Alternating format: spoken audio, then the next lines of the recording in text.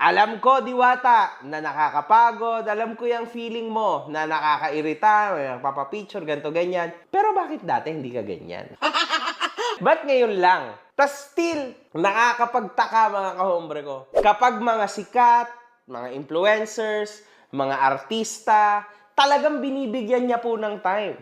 Natawa nga ako dun sa beses na yun na binibigyan siya ni Awit ng pera. Parang ang ine-expect niya is yung buong bundle ang ibibigay ni Awit, pero hindi, 20 mil lang. Medyo yung mukha niya nagbago doon. Alam niyo yan, mga kahombre ko. And yung pag-reject niya sa mga mababang mga regalo, there you understand.